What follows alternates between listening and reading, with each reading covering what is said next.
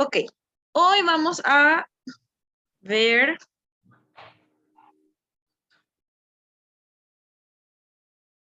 ver un poco algunas técnicas que se utilizan y algunos modelos técnicos.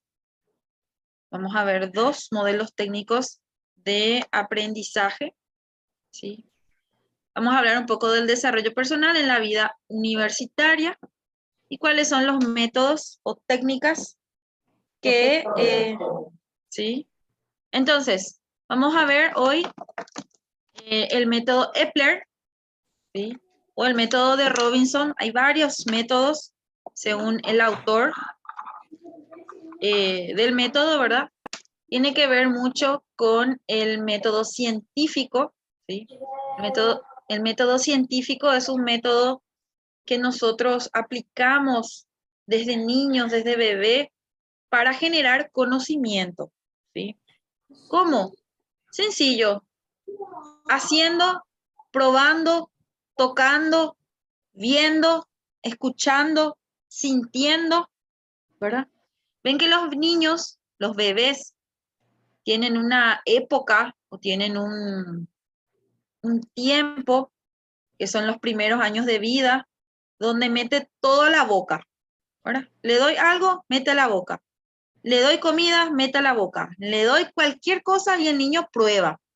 ¿Por qué? El niño prueba porque quiere saber si es algo que se come o no. De esta forma, ¿qué está haciendo el niño? Está generando un conocimiento. Va a probar todas las cosas que tenga en el camino y de acuerdo al sabor va a decir, ah, este me gusta, este no me gusta, este sirve para comer, este no se come, ¿verdad? Entonces, una forma de descubrir y de generar conocimiento a partir ¿de qué? De la experimentación, ¿sí? Nuestra carrera es una carrera de experimentación.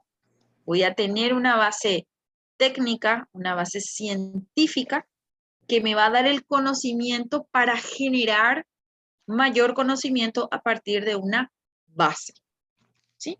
Que nosotros conocemos generalmente como el nombre de método científico. Y para que estas bases o este método científico sea real, tienen que aplicarse unas normas, ¿sí? Una técnica para que cumpla, ¿sí? Con los requerimientos básicos mínimos necesarios que me afirmen que mi experimentación está correcta y que los resultados que obtuve son certeros, ¿sí?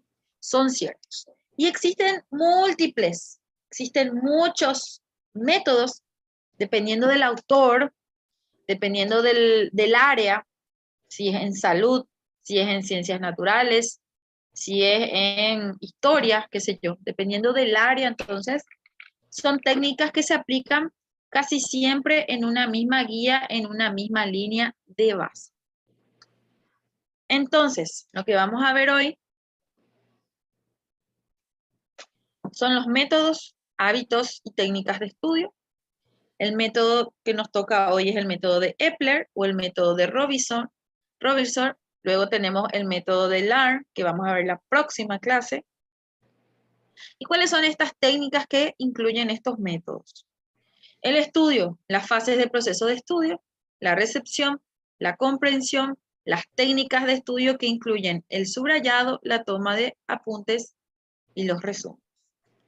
Bastante similar a lo que habíamos visto, ¿sí? Pero ahora ya con una serie de bases que se aplican a el tipo de técnica específico, tipo de método en este caso. Professora, por favor, Sí. o que seria subrayado? Subrayar es esto. Ah, sublinha. Esto que hago. Ok. Esto es un subrayado. Ah, ok. Sí. Entonces, los métodos, hábitos y técnicas de estudio. ¿Qué es un método? Un método es una organización, en este caso va a ser mental y también física, para lograr un fin determinado y en este caso en forma eficiente. Generalmente utilizamos los métodos para acortar el tiempo o ahorrar tiempo. Ahorrar tiempo. Un método de estudio es una organización secuenciada para lograr aprender y retener lo estudiado. Ese es nuestro fin. Nuestro fin es leer algo, hacer algo y luego que se quede esa información para siempre en nuestro cerebro. Ese es nuestro fin, ¿verdad? El hábito. ¿Qué es el hábito? El hábito es la repetición de una misma cosa o una misma acción. Es una actitud permanente que se desarrolla mediante el ejercicio y la voluntad y que tiende a hacernos actuar de manera rápida, fácil y en ocasiones agradable. ¿Quién me dice un hábito que tenga? Algo que se sumó, que era diferente al modo de actuar antes y después. ¿Algún hábito que tengan ustedes que no tenga el resto? Por ejemplo, hay personas que toman un baño y luego toman el café de mañana. Ese es un hábito. Siempre deben de tomar un baño y luego el café de mañana. O el hábito de tomar un vaso de agua antes de acostarse o al despertarse. Ese es un hábito, no es una regla, ¿verdad? Es un hábito que una persona puede adquirir. ¿Sí? ¿Quién me da otro ejemplo?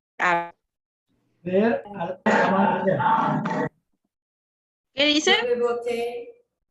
Leer al amanecer. Leer al amanecer. Ese es un buen hábito. Yo tengo el mal hábito de no despertarme al amanecer. No acordar al amanecer. Despertarse tarde. No. Yo Es muy prefiero la cedo. vida al amanecer. Despertarse tarde. Sí, yo no. Bueno, yo no. No. Thais, por ejemplo, bebe té. ¿Qué té bebes, Thais? Gengibre. De jengibre. A mí no me gusta el jengibre.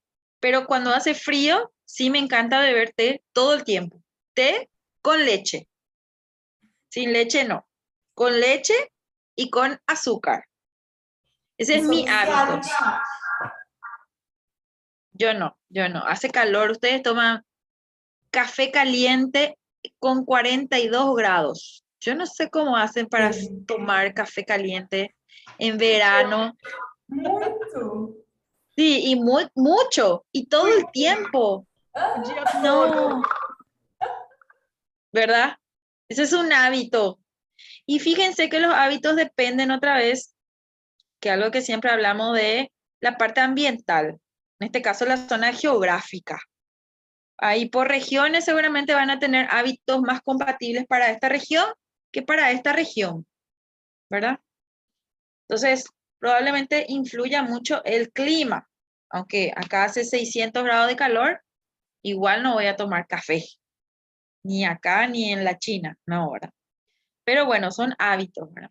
Entonces, lo que nosotros debemos de lograr ahora es generar un hábito saludable, ¿verdad? Así como Rodrigo, leer al amanecer. Yo agarro un libro al amanecer y en el libro me duermo, sin dudar. A menos que salga de viaje. Si voy a viajar, yo al amanecer ya estoy despierta, ya tomé café, ya todo lo que no hago. Todo lo que no hago, hago. ¿Verdad? Pero Porque bueno. estás emocionada. ¿Cómo? Porque estás emocionada por el viaje. Y sí, no duermo y ya, no. Pero hago todo lo que no hago normalmente. Entonces, el hábito de estudio es la repetición del acto de estudiar realizado bajo condiciones ambientales, de espacio, tiempo y características iguales. Por eso el hábito es una acción repetitiva. Quiere decir que repetimos todo el tiempo, ¿verdad? Entonces, lo que debemos de buscar es un espacio, un tiempo ¿verdad? Que son, entonces, características iguales. Bueno, por ejemplo, si yo sé que tengo clases hasta las 5, puedo tomarme el hábito de llegar a mi casa a las 6, tomar un baño, tomar un té, un chá, un café, tener media hora de ocio, una hora de ocio, ¿sí? Porque es importante ver una novela. Y luego, de 8 a 9:30, leer el capítulo X. Y luego cena y a dormir. Y lo mismo al día siguiente. Podría ser un hábito que incluya un tiempo estimado. No me molesten de 8 a 9, no me molesten. Porque dentro de un mes me van a faltar esas horas que hoy me está sobrando. Ese es el tema con esta carrera. Es que es largo y necesita tiempo. Y si yo malgasto mi tiempo, estoy en bora. No hay caso. Porque no es que no estudio. No estudio todo. No me dio el tiempo para estudiar todo. ¿Sí? Todo lo que iría a caer. No pude. Son 22 capítulos y leí 10. Ya no tengo tiempo para fabricar. ¿Sí? Entonces, métodos, hábitos y técnicas de estudio. La técnica es un conjunto de estrategias para que permiten hacer un trabajo de manera más rápida y eficaz. La técnica de estudio es el modo de hacer operativa nuestra actitud frente al estudio y al aprendizaje. Esta técnica de estudio, este método de Robinson o el Epler, conocido como el Epler, es un método para leer y para comprender. El método incluye la exploración, ¿sí? Explorar, indagar, preguntar, ¿sí? Leer, recitar y luego repasar.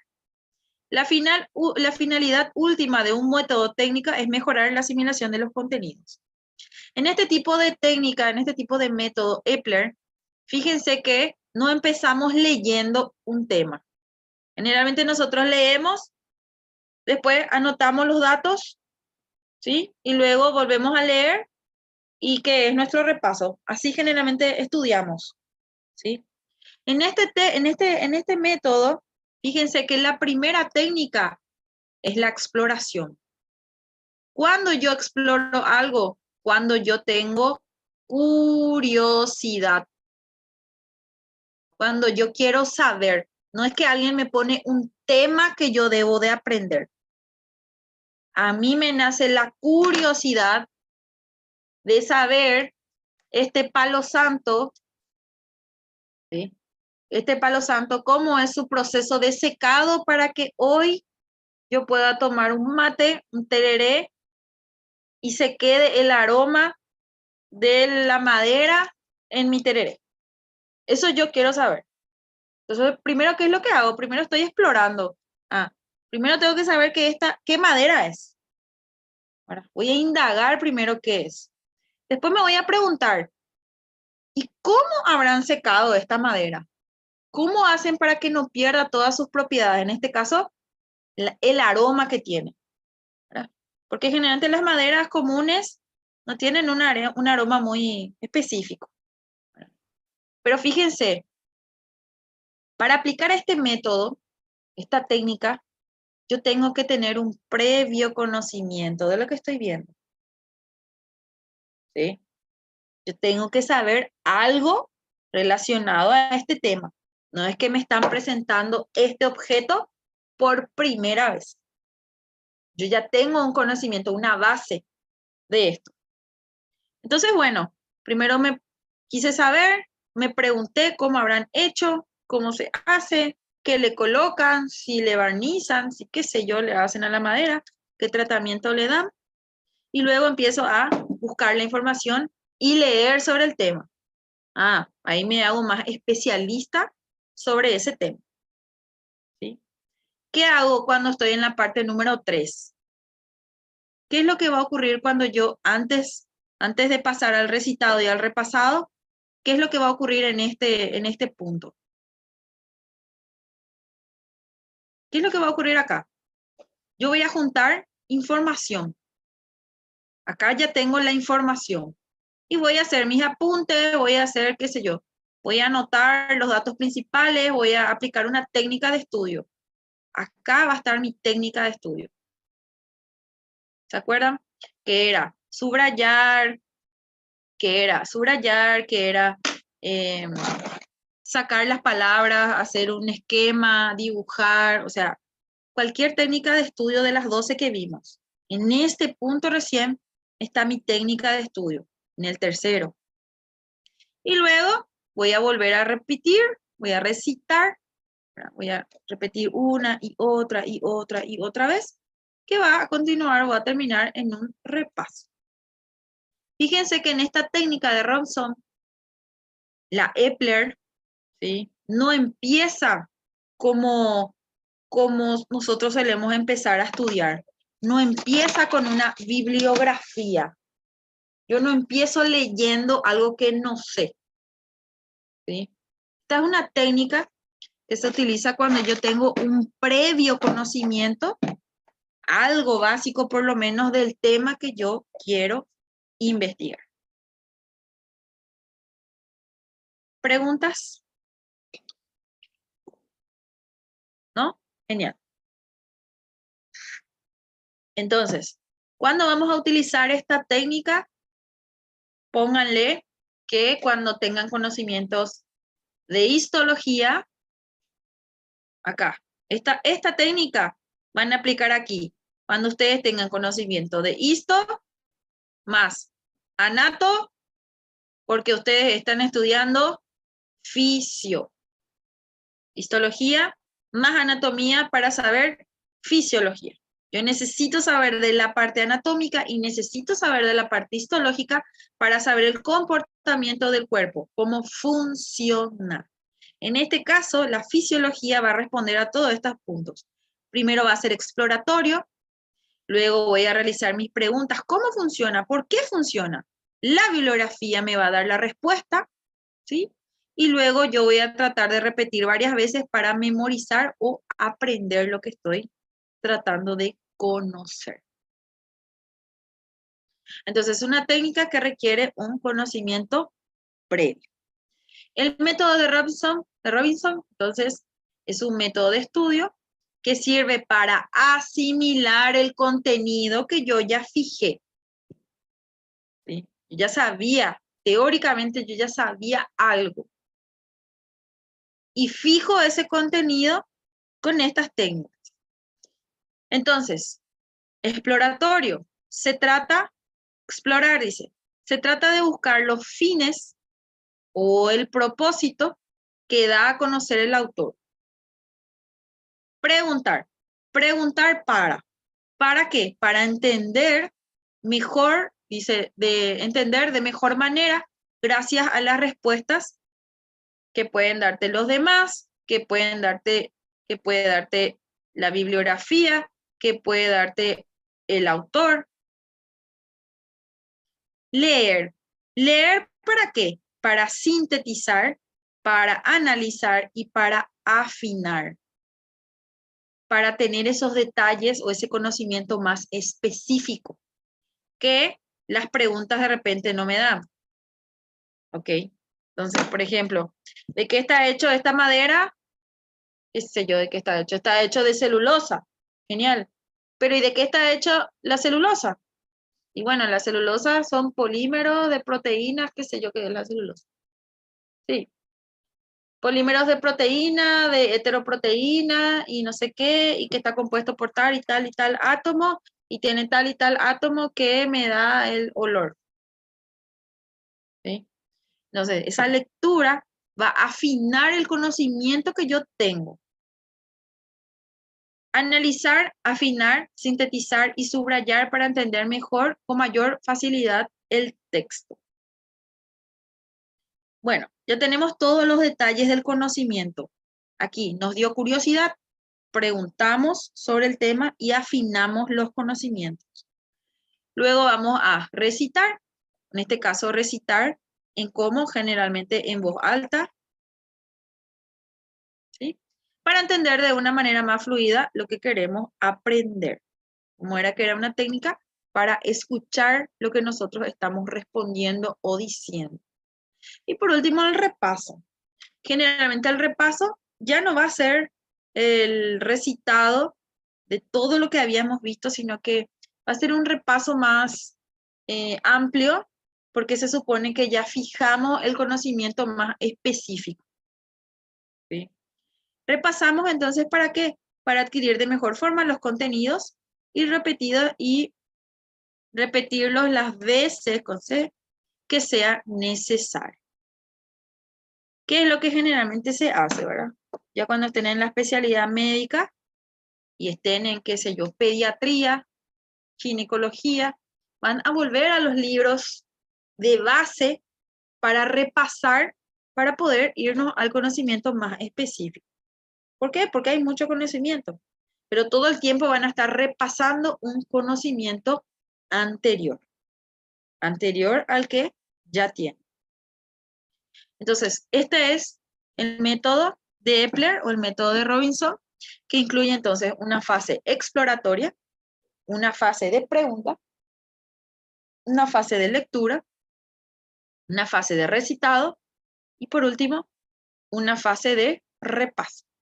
Si yo probablemente cumpla con todas estas fases dentro de este método, entonces voy a lograr mi objetivo, que es el de adquirir un conocimiento sobre algún tema en específico.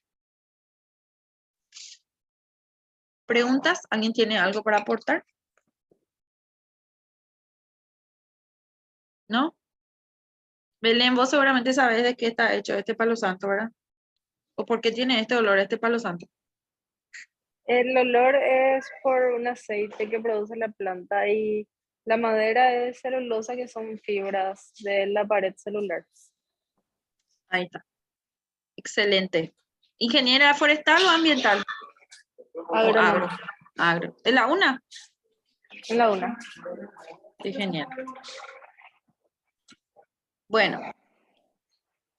Continuamos entonces. ¿Quedó claro la técnica exploratoria de pregunta, lectura, recitado y repaso? 5 fases, ¿sí? Vieron que es una técnica completamente diferente al que nosotros conocemos. Leer, sacar las notas y luego repasar. ¿Qué es el estudio? ¿Qué es estudiar? Dice. Es un aprendizaje intencional que conlleva un esfuerzo especial. ¿Cuáles son las situaciones concretas de estudio? Tomar apuntes en clase, analizar un problema, que generalmente va a estar escrito cuando somos estudiantes, ¿verdad? Ya cuando no somos estudiantes es un problema real. Leer un libro con la finalidad de trabajar con su contenido y comprender los contenidos de un texto. Esas son las situaciones de un estudio. Entonces, tomamos los apuntes en la clase, lo que dice el profesor, estudiamos un problema concreto, un problema que generalmente va a estar escrito, leemos de un libro, ¿verdad? Leemos y sacamos conclusiones más específicas, ¿sí? Entonces, más específico, contenido que pueda darte un profesor, y luego tratamos de comprender la totalidad de los contenidos. ¿Qué es lo que dice? O sea, hacemos la traducción del contenido o del tema. ¿Cuáles son estas fases del proceso de estudio? Tenemos, 1, la recepción. Es el primer paso para aprender algo nuevo. El conocimiento recibido sirve como base para las fases posteriores. Y esto es muy importante. Si yo sé que los números van 1, 2, 3, 4, 5, 6, 7, 8, bla, bla, bla, yo no puedo empezar a contar del 6. Y todos estos números, no sé. Es imposible que yo empiece a aprender sobre estos números sin tener una base previa de estos números. ¿Por qué? Porque va a llegar un momento en que yo voy a saber todo sobre el 6, todo sobre el 7, todo sobre el 8, pero en algún momento yo voy a tener que formar un número que va a ser 16, un número que va a ser 17, un número que va a ser 18, o 28, o 38, o 58. Yo no sabía sobre el 5, no sabía sobre el 3, no sabía sobre el 2, ni sobre el 1. Yo necesito empezar a aprender todo desde el número 0, sin saltarme ninguno de los otros números, ningún conocimiento previo. Porque si yo me salto el conocimiento, a lo mejor yo voy a saber todo sobre esto, pero mi conocimiento va a estar incompleto. Entonces, en la recepción de la información, lo primero que tengo que hacer es estar dispuesto, primer paso, a aprender algo nuevo. Y si no es algo nuevo, de lo que estoy aprendiendo, va a ser algo complementario o lo que yo ya sé.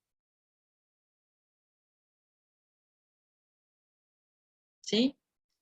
Yo o muchos de ustedes ya tienen una carrera previa en salud o en ciencias. ¿Sí? Y van a dar biología. Yo ya sé todo sobre biología. ¿Será? ¿Será que sabes todo sobre biología? Decime, ¿cuántos protómeros tiene un microtúbulo? ¿Cuántos pares? ¿Dónde se disponen? ¿Cómo? Díganme. Ay, no sé. No sabía. Entonces no sé todo. Mentira. ¿Yo sé algo? Sí, sé. ¿Verdad? Pero voy a aprender algo nuevo, complementario al conocimiento que yo tengo. ¿Ok? Entonces el primer paso es la recepción, aprender a recibir esta información, estar dispuesto, abierto a recibir esta información. Que generalmente es lo que ocurre cuando nosotros ya tenemos alguna otra carrera base, que decimos, no, yo ya sé todo eso. ¿Verdad? Sí, a lo mejor sabemos mucho, pero probablemente no tan teóricamente como lo exige el programa. Entonces, estar dispuesto a aprender cosas nuevas o complementarias a lo que ya sabemos. Y luego, entonces, saber que esta recepción de conocimiento, ¿sí?, nos va a servir de base para conocimientos que van a venir después. Como dijimos, histo más anato es igual a fisio. ¿Sí? Si yo no sé histo, olvídense que saben fisio. Si yo no sé anato, olvídense que saben fisio. Olvídenlo. Es así de sencillo. Olvídenlo. No hay forma de aprender. ¿Qué es lo que voy a hacer? Voy a hacer esto. Voy a aprender solamente sobre esto. Voy a esquecer esto, pero en algún momento me voy a sorprender con esto. Número 2. La comprensión. Es un paso fundamental para que la recepción se haga significativa. Y este probablemente es el paso más importante de cualquier carrera o profesión. Yo puedo memorizar un contenido sin problema. Repito. Sé de memoria. Pero comprendo lo que yo digo. ¿Por qué yo necesito comprender lo que estoy viendo o estudiando? Porque sin tener una comprensión de lo que yo estoy viendo, mañana, cuando yo tenga que elaborar un plan o tenga que responder a una situación, la comprensión básica del tema va a hacer posible la resolución de un problema. ¿Sí? Ustedes estudian medicina para resolver un problema médico, el problema de un cuerpo. Puede ser de una persona o puede ser de toda una población o toda una sociedad. Entonces, yo necesito tener comprendido, ¿verdad? Necesito tener primero fijado, me tengo que acordar, y luego tengo que comprender qué significa lo que estoy viendo. Y este es un problema grave. Y voy a volver a repetir. Es un problema grave. ¿Por qué? Porque el alumno memoriza, ¿sí? Y sabe del contenido, pero nunca llega a comprender qué es lo que significa. Y si no comprende, no puede aplicar absolutamente nada a ese conocimiento. Sabe de memoria, perfecto. Ahora, resolveme un problema con esto. No. No puede resolver porque no comprendió. ¿Sí? Sabe de memoria, teóricamente, pero esa teoría se va a aplicar en la práctica en algún momento. Entonces, la comprensión, no dejen un tema sin comprender. ¿Sí? Busquen la forma de comprender lo que están viendo, lo que están leyendo. Porque una vez que ustedes comprenden algo muy básico, esa comprensión básica van a ver que les van a abrir las puertas en muchos otros temas más difíciles, ¿sí? Porque ya tienen esa previa comprensión de lo básico. Y recuerden que con lo básico nosotros armamos lo más específico, ¿sí? Por ejemplo, van a dar en biología. Biología ya vimos, es la ciencia de todas las ciencias, ciencia básica, ¿verdad? Y van a ver sobre proteínas, van a ver sobre estructuras primarias y su dibujito ahí que es medio complicado de la glucosa y de no sé qué. ¿Para qué a mí me sirve saber sobre la glucosa? Dice el médico. ¿Para qué yo quiero saber eso? Eso es muy química. Voy a controlar a un bioquímico para que sepa.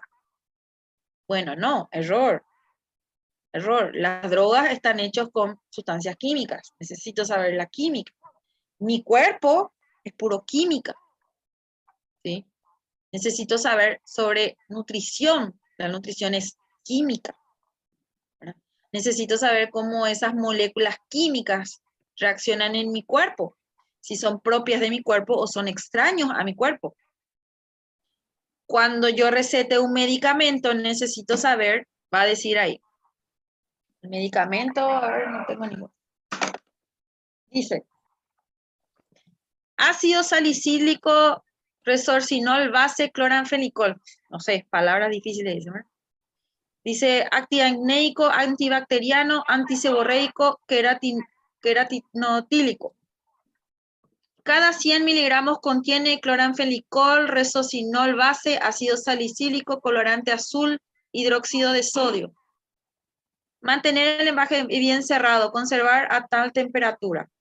Y dice, atraviesa la barrera celular a través de una endocitosis, bla, bla, bla, bla. Me está hablando de una proteína que va a servir como un medicamento y me va a explicar su forma de acción.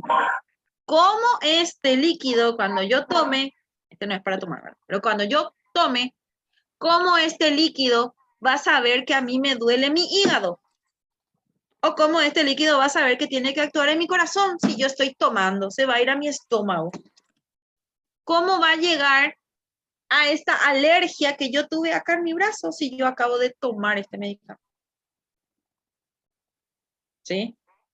Químicamente va a haber una reacción de estas proteínas terciarias y cuaternarias que yo había aprendido en biología celular y ahora estoy haciendo mi especialidad en dermatología médica, dermatología estética. Pero esto que yo estoy viendo y que había sido, se aplica al conocimiento de biología, se aplica a la medicina, qué sé yo, a dermatología o a cualquiera otra más específica. ¿Verdad? Entonces, ¿cómo la base que yo había fijado y comprendido en el futuro va a ser la diferencia entre ser un buen profesional o un profesional mediocre? ¿Sabe nomás que la piel utiliza esto para estar linda, pero no sabe por qué, no sabe cómo, no sabe cuánto. ¿Sí? Mediocre, es un profesional mediocre, que es lo que nosotros no queremos ser. ¿Verdad? Y es algo también que puede ser un problema no solamente de autoestima, yo sé más, yo soy inteligente, soy un buen profesional, sino que puede terminar en algo legal. Cuando yo haga o tenga un error, un craso error, que puede terminar o puede afectar la salud de mi paciente. ¿Sí? Por eso es que es algo tan fino este estudio, o este tipo de carrera. Yo no puedo equivocarme. No hay acá una opción para el error. ¿Sí? Porque ese error puede ser bastante mortal. La comprensión, entonces. ¿Qué técnica utiliza para una mejor comprensión? El parafraseo, la ejemplificación y la definición. Generalmente, el parafraseo, ¿qué significa? Y ustedes me van a decir cuál es el que utiliza.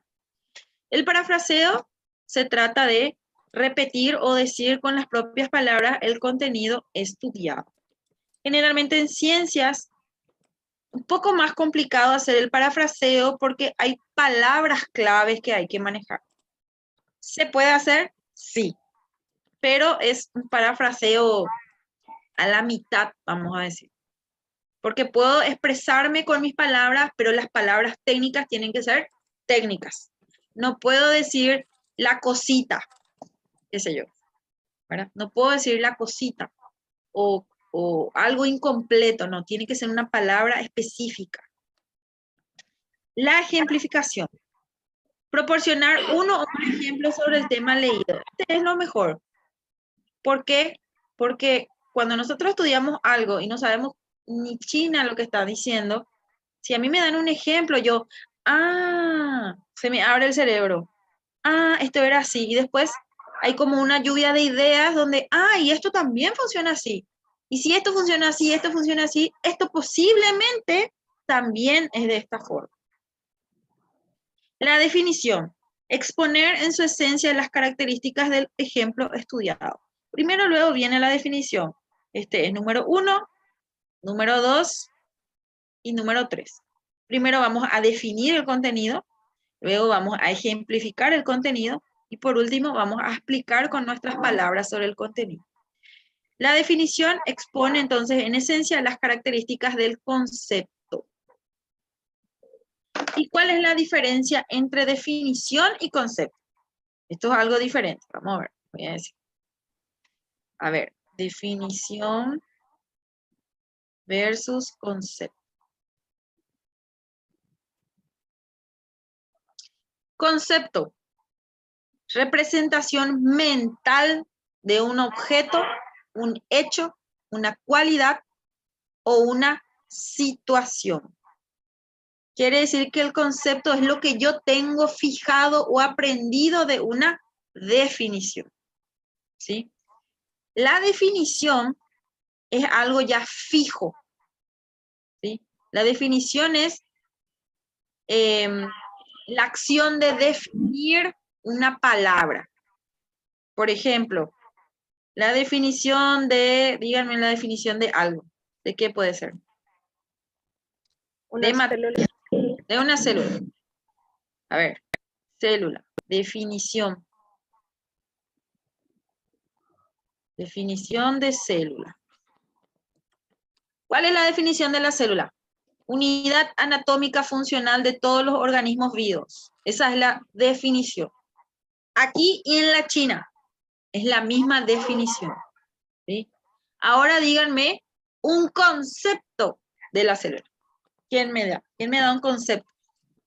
Voy a decir otra. La definición de la palabra célula es unidad anatómica básica, fundamental, de los seres vivos. Ahí está. Esa es la definición de nuestra palabra. ¿Quién me da, perdón, sí, esta es la definición. ¿Quién me da ahora un concepto? La definición era un concepto fijo y el concepto en sí, concepto, es algo que yo puedo cambiar del concepto fijo. Unidad que compone Concepto es lo todo que yo ser tengo vivo. fijado. ¿Cómo? Unidad que compone todo ser vivo. Exactamente, unidad que compone todo ser vivo. ¿Quién me da otro concepto de célula? Unidad es un poco técnico, pero sí, está bien. ¿Quién me da otro concepto? Andresa. Hoy. Dame un concepto de célula.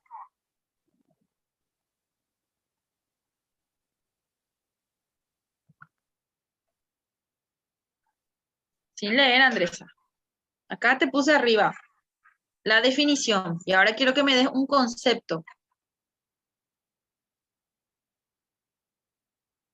Un conceito de célula.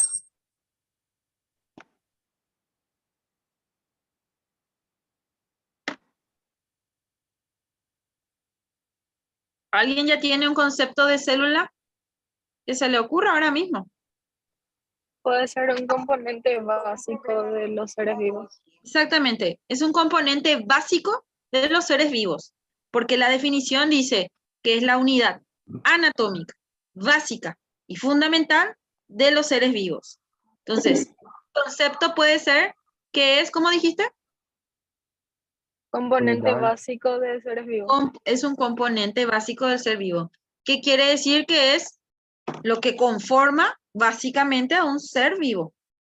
Eso es, ¿verdad? Fabia, dame un concepto de célula. Uma estrutura que faz parte de todo ser vivo. Exacto. Una estructura que forma parte de todo ser vivo. Excelente. ¿Vieron? Dijimos 3 o 4 definiciones, perdón, 3 o 4 conceptos de una palabra, de una definición. Y ojo, lo hicimos con nuestras palabras, la mayoría fueron técnicas, ¿verdad? Es un concepto, en este caso es un parafraseo, ¿verdad? Es un parafraseo el que hicimos. Y ahora un ejemplo de este. Si decimos que es una unidad anatómica, básica, fundamental de los seres vivos, denme un ejemplo de célula.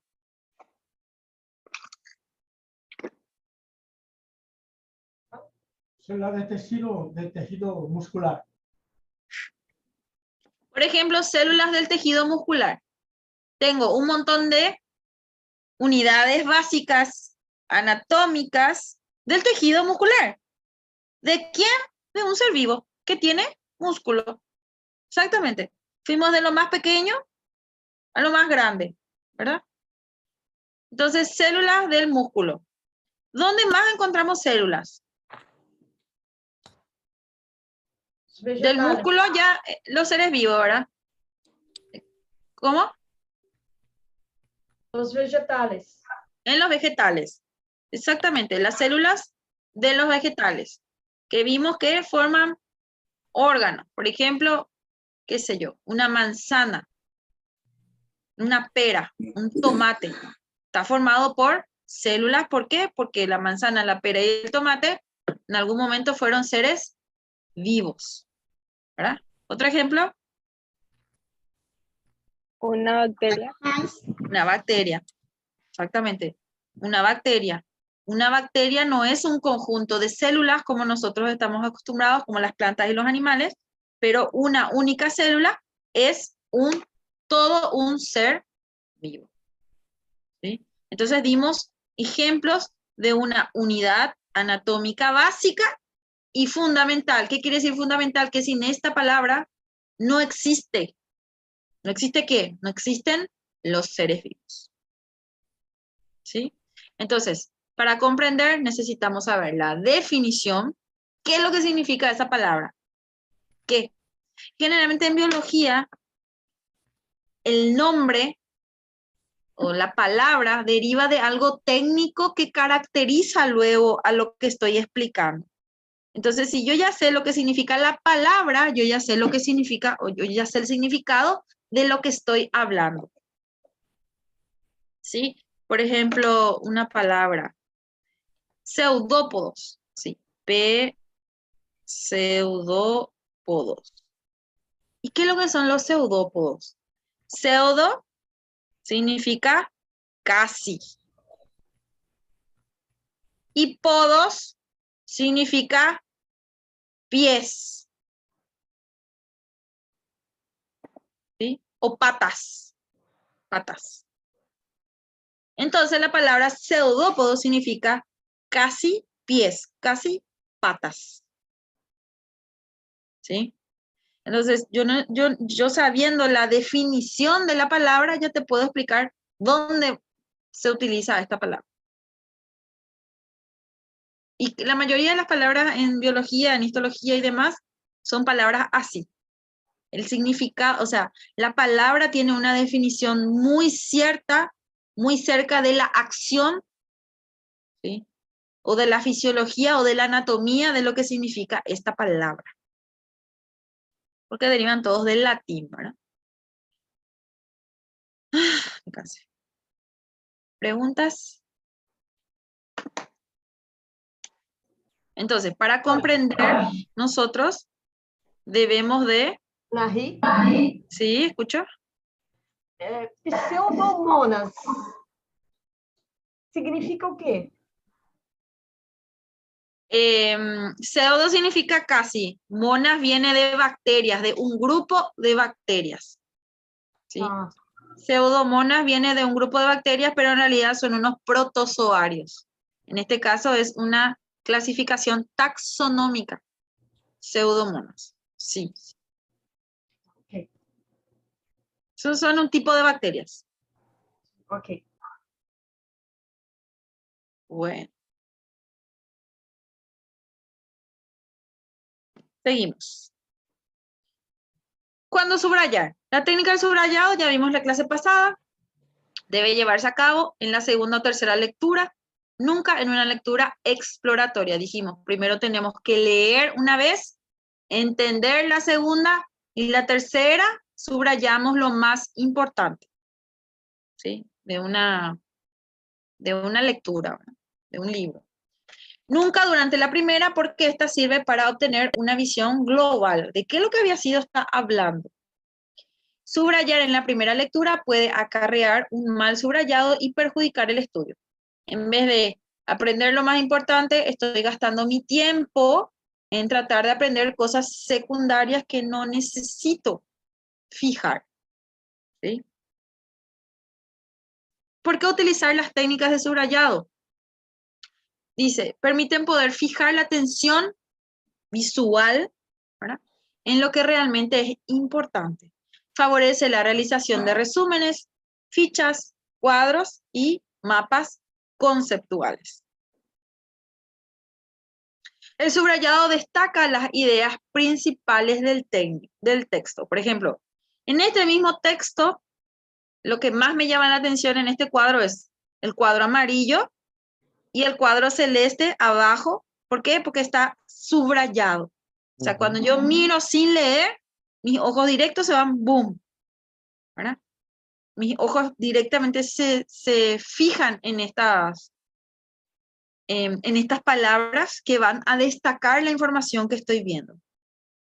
Garantiza el poder estudiar con facilidad y eficacia, y los repasos se hacen en menor tiempo. ¿Por qué? Porque yo voy a fijar mis ojos, esto era importante, esto era importante, esto era importante. Ojo, importante, nunca se debe de abusar con el subrayado.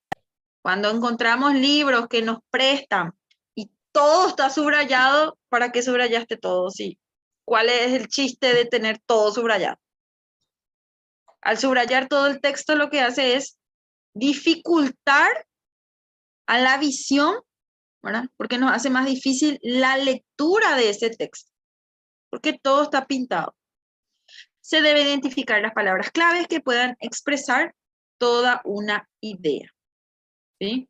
Entonces, si yo pongo célula, lo principal que yo fijé en la definición anterior, ¿qué era?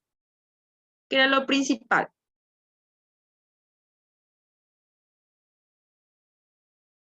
¿Qué puede ser? Pueden ser una o dos palabras.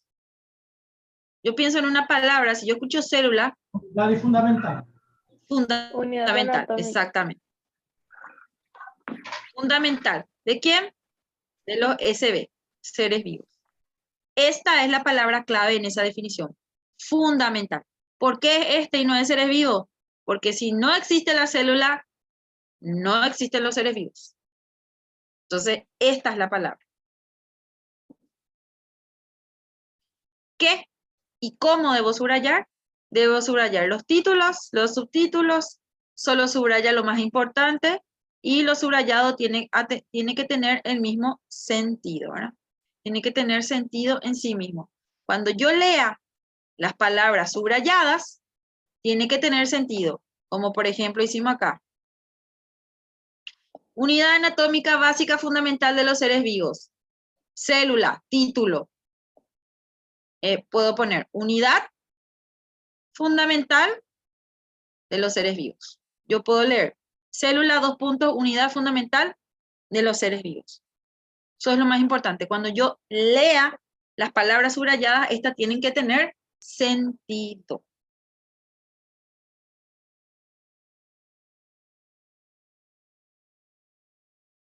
Cinco dice, subraya lo que comprendes. Por lo tanto, leer bien a la totalidad del texto antes de hacerlo. Esto también. Generalmente podemos leer, subrayar lo que comprendemos y lo que no comprendemos también, ¿verdad? Yo, por ejemplo, cuando estoy rindiendo un examen, subrayo lo que me pide para no confundirme, o puedo subrayar lo que no sé, porque es algo que yo necesito volver a pensar, volver a olear, para volver a mirar, para poder entender, porque no sé la respuesta, no sé qué es lo que me pide, entonces subrayo esta palabra que yo no sé qué significa, para ver si después puedo preguntarle a mi compañero la respuesta de esa pregunta, de esa cuestión, ¿verdad? Por lo menos. Subrayar lo principal de cada párrafo es una buena estrategia. ¿Cuáles tipos de subrayado tenemos? El primero, subrayado lineal. Podemos utilizar diferentes clases o líneas.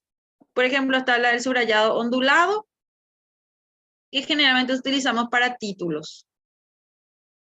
Subrayado doble, esto es importante, súper importante. Subrayado recta, esto es la normal. Y luego tenemos el subrayado discontinuo, que es cuando queremos resaltar. Por ejemplo, los títulos, el título subrayamos entero, y los subtítulos o las palabras importantes para indicar no solamente a nosotros en nuestro cuaderno que es una palabra secundaria, que es un subtítulo, por ejemplo. Entonces diferenciamos el título del subtítulo. Y, por ejemplo, anotamos acá, ojo, y anotamos tal cosa, y subrayamos de forma ondulada. Ondulada es información complementaria. Entonces, esto ya va a depender de nosotros, de cómo querramos hacer nuestra síntesis. Podemos utilizar nuestro propio código de colores. Color rojo para ideas principales. ¿Por qué? Por el propio color, ¿verdad? Es un color que llama mucho la atención al mirar. Color azul para las ideas secundarias, ¿sí? Color rojo, ideas principales. Azul, ideas secundarias. Cuadros, recuadros para las fechas y las clasificaciones. Círculos en los comienzos importantes. Vamos a ver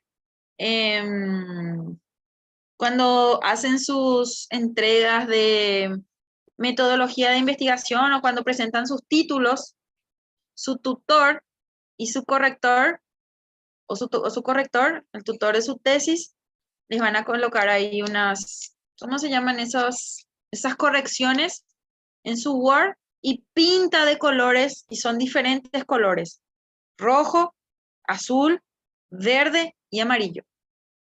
Donde yo voy a tener una guía donde dice rojo, mal, errado, está mal todo lo que escribiste. Verde, esto podría mejorar. Amarillo y su bibliografía, o sea, yo mirando los colores, yo ya sé qué significa cada parte que me están resaltando. ¿Sí? Entonces hay una técnica de colorimetría, o sea, de colores específicos, donde cada uno significa algo específico, que nosotros podemos ir implementando ya ahora, desde ahora, para poder tener fijado también, ¿verdad?, este conocimiento. ¿Para qué sirve el subrayado estructural? Para resaltar la estructura y la organización interna del texto. ¿Cómo? Realiza en el margen izquierdo del texto. Utilizo letras, utilizo números, utilizo flechas, utilizo paréntesis y otro. Yo, por ejemplo, soy fan de las flechas. Voy a escribir algo importante y acá, al lado izquierdo, yo le coloco una flechita así. ¿Sí? Esto significa ojo, ojo, ojo, ojo, ojo. Cuidado con esto, no es que ser, no es que ser. Y siempre generalmente va al lado izquierdo. ¿Por qué? Por la forma que nosotros tenemos de escribir, que va del izquierdo al derecho. Solamente por eso.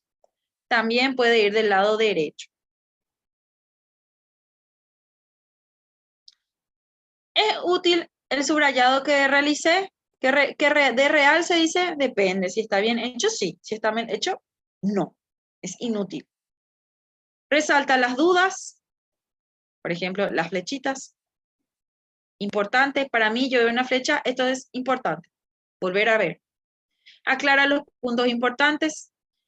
Se hace entonces el margen derecho. Se utilizan signos de interrogación o famoso. Escribimos estrellita, tal cosa, tal cosa, tal cosa. Ah, este era muy importante, ¿verdad? Utilizamos los finitos, ¿verdad? Para citar. 1, 2, 3, 4. Enumeramos. Utilizamos letras, utilizamos asteriscos. Utilizamos este hashtag, no sé cómo se le llama a este, ¿verdad? Utilizamos también estos, que no sé cómo se llaman tampoco. Sé, pero ahora no me acuerdo. Y así, ¿verdad? Dependiendo del dibujito, y vamos a ver los puntos más importantes nomás. No está todo nuestro cuaderno dibujado con esto. Ejemplos para lo importante, ¿por qué? También, ¿verdad? No vamos a estar escribiendo por qué, sino que signo de interrogación. ¿Qué es lo que significa esto? No entiendo. Generalmente utilizamos signos cuando no entendemos. Subrayamos para después, cuando terminemos, buscar información y aclarar este punto. Generalmente, ¿verdad? Utilizamos P para las preguntas y estos corchetes para párrafos o frases que merecen una atención especial. Por ejemplo, acá.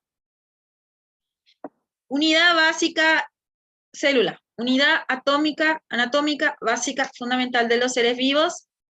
Entre paréntesis podemos poner bacterias, qué sé yo. Bacterias, animal, vegetal, O, por ejemplo, podemos poner entre paréntesis virus, no. Otra vez, este paréntesis indica una acción importante dentro de este párrafo, dentro de esta definición. Colocamos entre corchetes, colocamos entre paréntesis, que es un punto importante, ¿verdad? No es secundario, ¿verdad? Pero que complementa a la información principal que estamos leyendo. ¿Sí? O por ejemplo, vamos a tener dibujos, unos dibujitos, y voy a poner entre paréntesis animal, hígado, corazón, riñón, aunque eso no sea lo que a mí me esté pidiendo, ¿sí? Pero voy a especificar porque es algo importante para lo que estoy aprendiendo.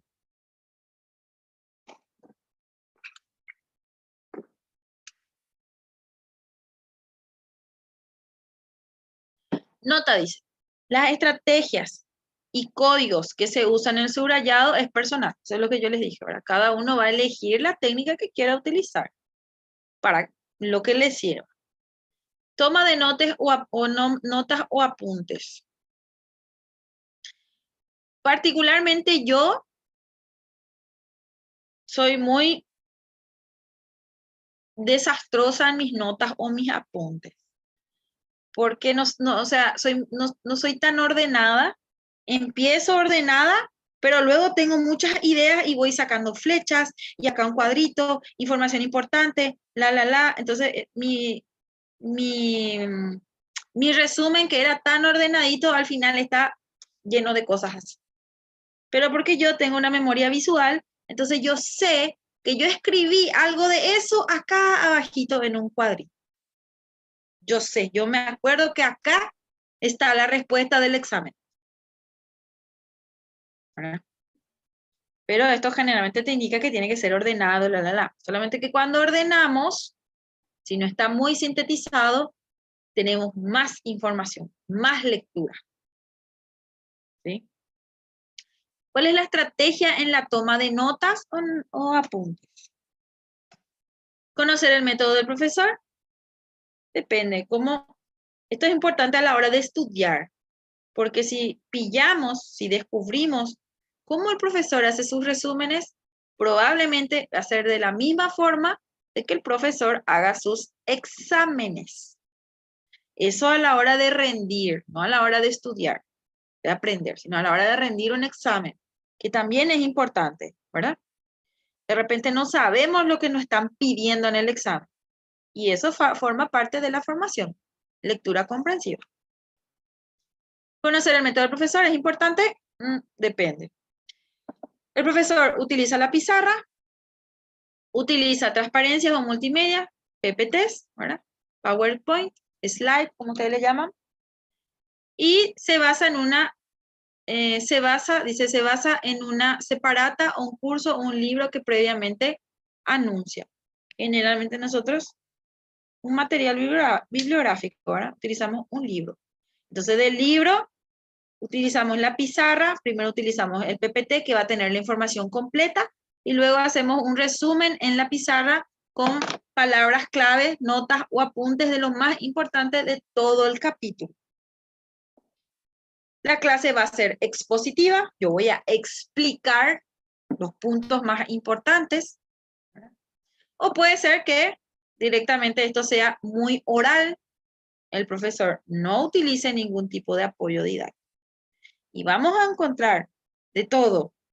Vamos a encontrar solamente el profesor que va a hablar. Vamos a encontrar los que van a hacer los resúmenes en la pizarra directamente, o los que ya tengan todo un material hecho, ¿verdad? O los que solamente utilicen la verba, ¿verdad? El diálogo como una clase expositiva. Eso sí, siempre va a estar basado en teoría, en algún material bibliográfico.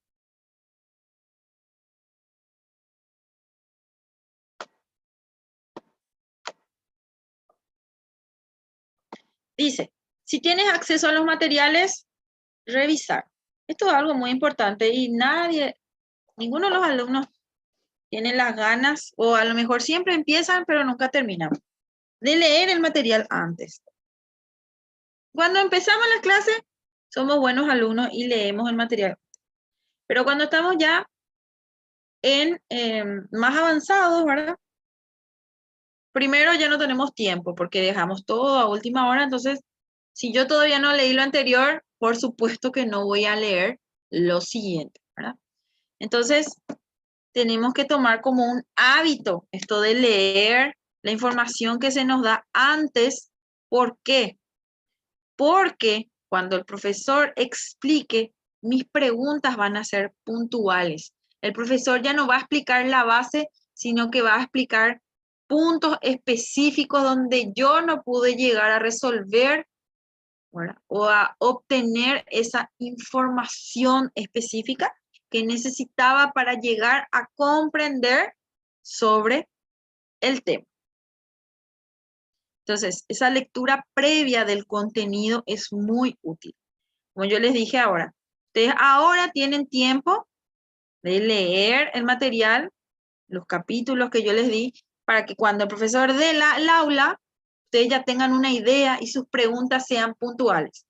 Y cuando les pregunten, ¿alguien tiene una pregunta? Todos tengan preguntas. Porque con la pregunta del compañero, yo también voy a aprender. ¿Sí? Para ir terminando entonces con la clase de hoy, dice Sí. mi PPT que tienen que acordarse de las técnicas de estudio que funcionaban antes, ¿verdad? Que eran estas. Seguramente ustedes conocen más que bien. Esta, la de la regla de madera, ¿verdad? Esa es una técnica de estudio que es útil, muy útil. La de la regla de madera y la de papá o mamá en casa tomándonos la tabla de multiplicar, ¿verdad? No hay forma. Entonces, si no quieren esa técnica de estudio, vamos a aplicar las otras técnicas de estudio, ¿verdad? Y recuerden que dicen que me dijeron que la universidad iba a ser fácil. Sí, fácil. Con técnicas de estudio. Entonces, le amo a ese gato. Ese gato es lo mejor que existe en la vida.